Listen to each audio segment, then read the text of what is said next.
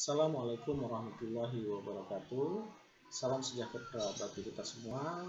Pada kesempatan pertemuan ke-6 untuk mata kuliah IT untuk pemulihan bencana ini, topik kita adalah risk assessment, di mana kita bahas adalah dasar-dasar atau prinsip-prinsip dari risk assessment. Tujuan dari pembelajaran ini adalah bagaimana kita memahami prinsip-prinsip dan praktek dari risk assessment, kemudian bagaimana kita bisa memahami tentang evaluasi risikonya, kemudian bagaimana kita bisa menyeleksi ukuran-ukuran kontrol, kemudian bagaimana kita melakukan implementasi dari ukuran-ukuran kontrol tersebut, kemudian kita melakukan proses monitoring dan reviewing. Dari kelima proses ini kita coba lihat satu persatu.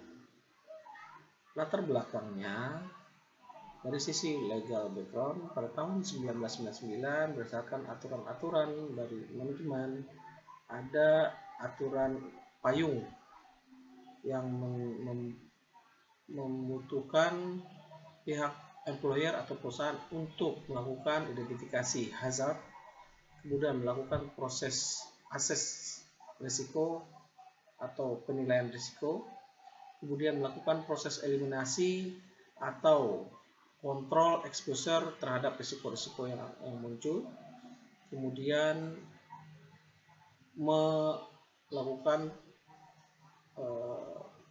pencatatan jika dirasa itu sangat signifikan.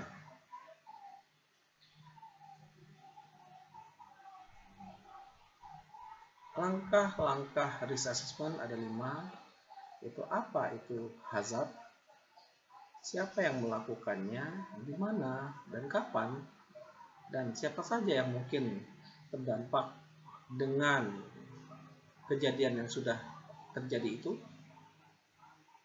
Kemudian apa derajat dari risiko, kemudian apa yang kita butuhkan atau apa yang bisa kita lakukan untuk mengontrol atau untuk mengeliminasi atau meminimasi exposure terhadap risiko tersebut. Bagaimana kita melakukan monitoring terhadap pekerjaan atau orang-orangnya.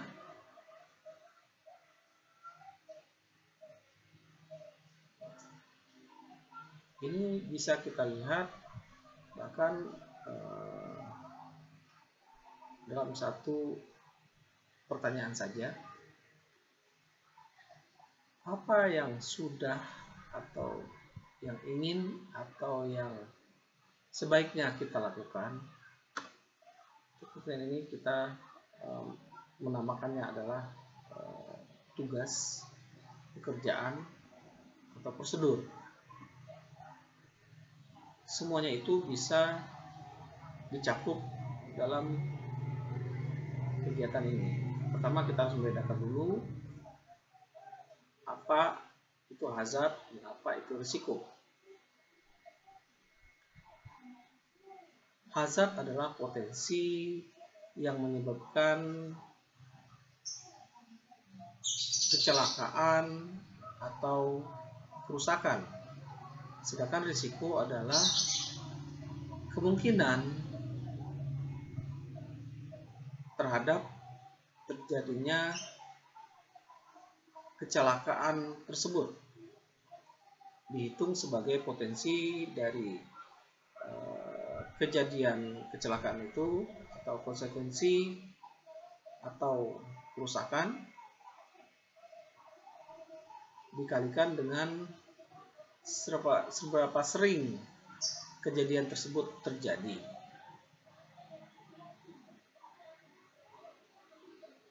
Identifikasi dari hazard biasanya apa yang akan saya gunakan atau saya kerjakan, seberapa banyak saya mengetahui tentang apa yang saya gunakan atau apa yang saya kerjakan, faktor-faktor apa atau perangkat-perangkat apa yang mungkin ada di sana yang mungkin bisa berefek terhadap tingkat kecelakaan itu. Sini pertanyaannya adalah, apakah saya benar-benar harus melakukan pekerjaan tersebut, atau bisakah saya menggantikan perangkat dengan perangkat yang lain yang lebih tidak berbahaya. Kemudian siapa yang terdampak dengan pekerjaan tersebut? Nah, di sini kita bisa lihat tingkat kedewasaannya, pengalamannya, tingkat kesehatan atau status imunnya, kemudian status medikasinya, apakah dia seorang yang memiliki disability atau disabilitas, apakah dia seorang yang sedang hamil, atau apakah ada orang lain di dalam ruangan kerja tersebut, apakah ada staff cleaning atau staff maintenance, apakah ada visitor, apakah ada pihak-pihak eksternal lainnya termasuk tetangga,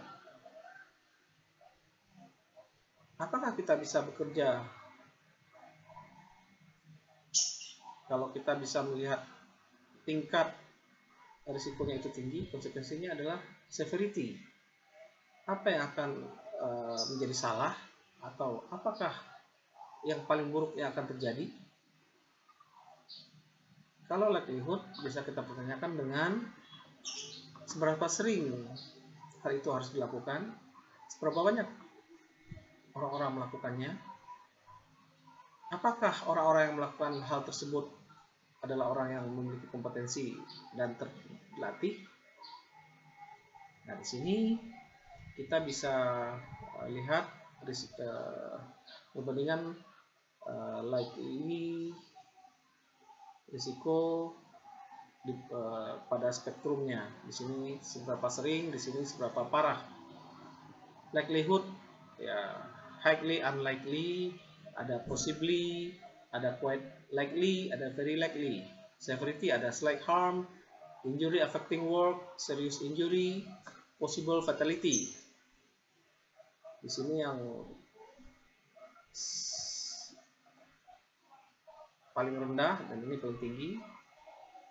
Ini yang paling ringan dan yang paling parah. Kalau kita lihat risk matrixnya mulai yang paling ringan sampai yang paling parah. Nah, di sini 1 sampai 3 kita namakan itu insignificant. Kemudian 4 sampai 6 itu masih tingkatnya tolerable. 8 sampai 9 signifikan, 12 sampai 16 unacceptable, tidak bisa diterima. Bagaimana caranya kita mengontrol risiko tersebut? Kalau insignifikan, kita perlu meningkatkan low priority-nya, harus ditingkatkan lagi. Kemudian kalau tolerable, oke, hal tersebut bisa dilakukan, tapi harus dilakukan improvement. Kalau signifikan bisa dilakukan dengan kehati-hatian, tapi harus dilakukan improvement dan itu merupakan prioritas yang tinggi. Unacceptable, hal tersebut harus berhenti dilakukan sampai improvementnya dilakukan.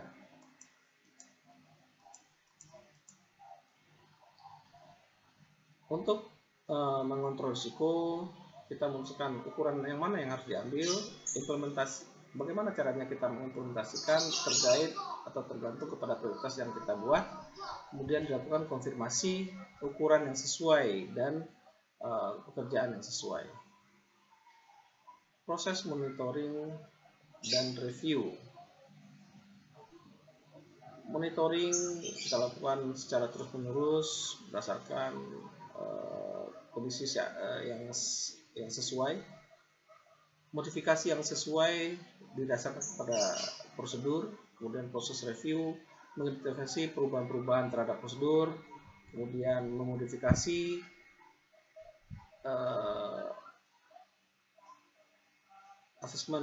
proses-proses asesmen yang sesuai.